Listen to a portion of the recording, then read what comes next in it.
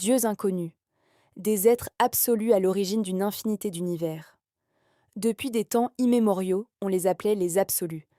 Ils avaient renoncé à eux-mêmes pour atteindre l'éternité, créant sans fin des mondes, des lois et des âmes. Mais ce cycle infini finit par les conduire à l'ennui. Alors, ils commencèrent à observer les guerres de leur propre création. Des mondes où les êtres naissaient, se battaient, mouraient et renaissaient encore et encore. Pour eux, ce chaos était un divertissement, jusqu'au jour où l'un des absolus fut tué par sa propre création. Face à cet événement, les autres observèrent ce monde sans maître et ne pensèrent qu'à une chose: un monde sans contrôle. Dans ce monde, Suo apparaît. Il prononce calmement: appartient à celui qui les réclame en premier. Ses camarades réagissent, surpris par son attitude. Certains le provoquent, doutant de sa réussite dans l'école d'art. Suo, lui, répond avec détachement qu'il est enfin libre de cet enfer. Un élève s'approche et le félicite pour son admission à l'école d'art. Il lui demande depuis combien de temps il dessine. Suo le fixe froidement. Kim Sang-cheol, encore toi? Mais l'élève corrige. Je suis Lee Han-chul. Suo répond simplement. Ah, c'est vrai. L'élève continue à provoquer, affirmant que Suo a ruiné ses plans. Mais Suo réplique calmement qu'il a plutôt validé son année grâce à lui. Dans la classe, une fille observe et critique son comportement immature. Une autre confirme qu'il ne changera jamais. Dans son esprit, Suo pense à cet élève et à la façon dont il s'acharne sur quelqu'un déjà brisé par la disparition de ses parents. Soudain, Lee Han-chul attaque. Il frappe Suo. Mais Suho réagit immédiatement et riposte avec un coup de genou. Il dit calmement: on ne pourrait pas se détendre avant la cérémonie? Mais quelque chose est étrange. Son attaque n'a presque aucun effet. Lee Han-chul est choqué. Je n'ai rien senti. Il attaque à nouveau. Suho esquive de justesse, et le coup détruit les casiers derrière lui.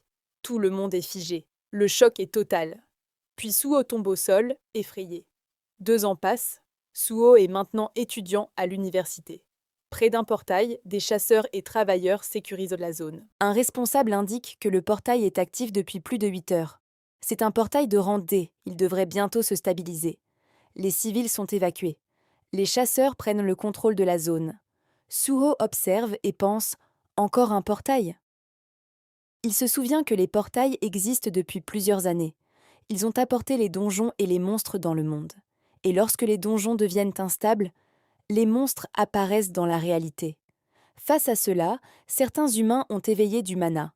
Ils sont devenus les éveillés. Une organisation de chasseurs a été créée. Le monde est désormais divisé entre éveillés et non éveillés.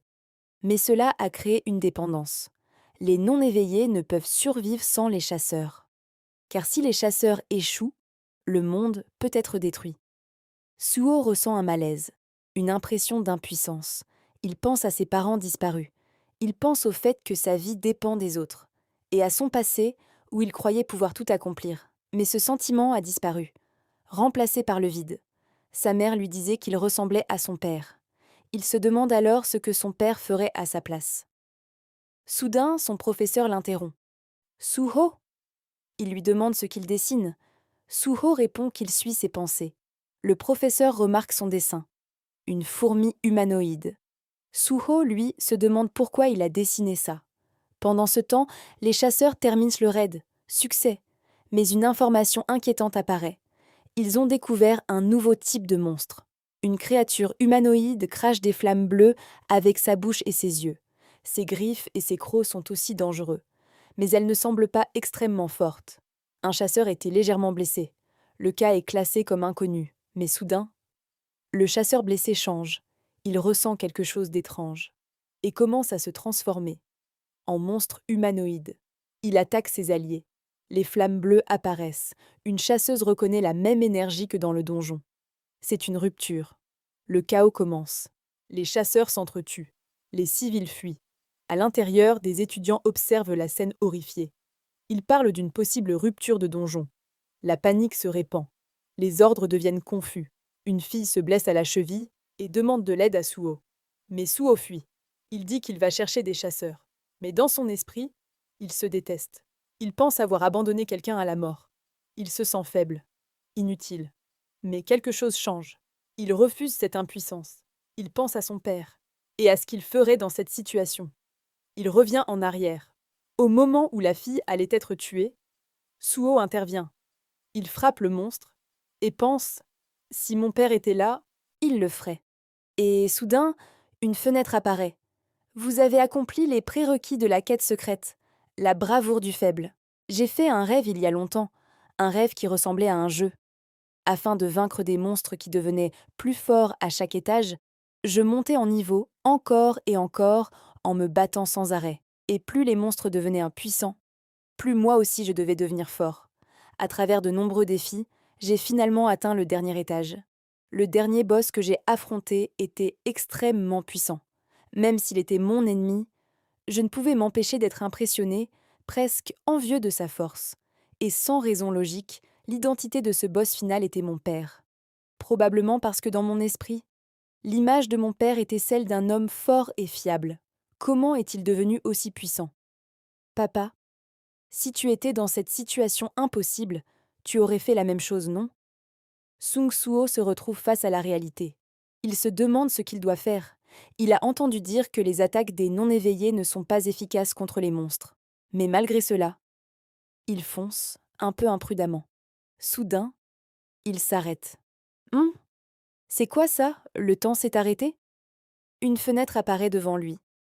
Vous avez répondu aux exigences de la quête secrète. Courage du faible. Vous êtes qualifié pour devenir un joueur. Acceptez-vous? Suo se rappelle immédiatement de son rêve. Cette situation ressemble exactement à ce qu'il a déjà vécu. Et il pense: si je peux me battre comme dans ce rêve, pourquoi refuser dans une situation aussi désespérée? Il répond: j'accepte. Une nouvelle interface apparaît. Félicitations, vous êtes devenu un joueur. Récompense de la quête secrète, courage du faible. Bénédiction, protection du grand magicien Candiarou. Le grand magicien Candiarou vous offre une compétence spéciale. La bénédiction de Candiarou vous offrira une vie forte et saine. Suo reçoit plusieurs récompenses. Une fenêtre de statue apparaît devant lui, comme dans un jeu. Il pense: c'est exactement comme un système de jeu. Puis une notification apparaît. Quête tutoriel activée. Vaincre la brume. Montée de niveau. Niveau atteint, 1 sur 2. Le temps recommence à s'écouler. Suo se dit: le temps a recommencé. Autour de lui, la panique continue. Des gens crient: cours, partez vite. Dans son esprit, Suo observe la situation. Il voit les noms au-dessus des personnes, comme des indications de système. Il comprend. Ses ennemis sont deux, non éveillés, et un chasseur transformé en monstre. Il se prépare. Il pense: si je suis vraiment éveillé. Soudain, il attaque. Il fonce sur un non-éveillé et lui donne un coup de poing. Le coup est violent. Le corps de l'ennemi est projeté contre le plafond. Suo est choqué par sa propre force. Une notification apparaît. Vous avez vaincu une brume non éveillée. Suo continue. Il enchaîne les combats. Il élimine les ennemis un par un. Puis il s'arrête. Il comprend quelque chose.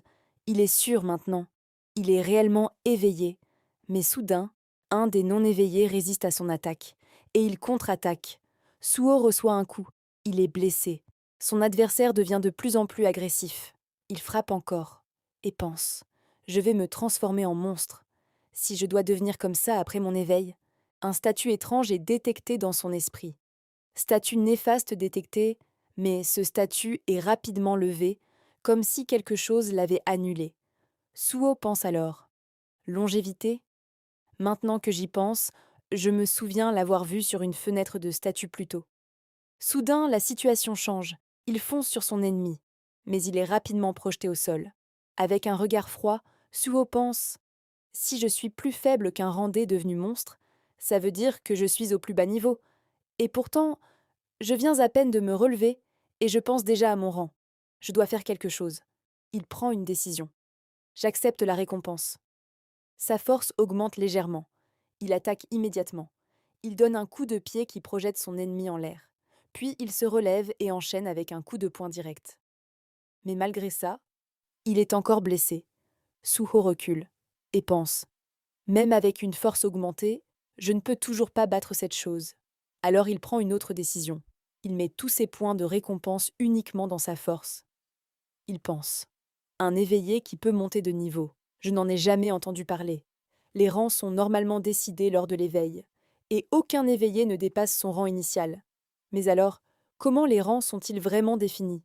Et s'il pouvait échapper à cette structure, à cette règle injuste, il frappe violemment l'humanoïde. Le monstre est projeté contre un mur, le système réagit immédiatement. Niveau supérieur atteint après avoir vaincu l'ennemi. Suo regarde sa main et pense: j'ai gagné. Grâce à ça, je suis un éveillé maintenant. Il ressent un changement profond. Il se dit: maintenant, je peux le faire. Je peux sauver des gens. Je peux résoudre cette crise. Mais soudain, un nouveau danger apparaît. Suo regarde dehors et pense: où en était la situation? Il voit alors un nouvel humanoïde, un monstre de rang C. Il se prépare. Mais à ce moment-là, une explosion retentit. Abonne-toi pour la suite.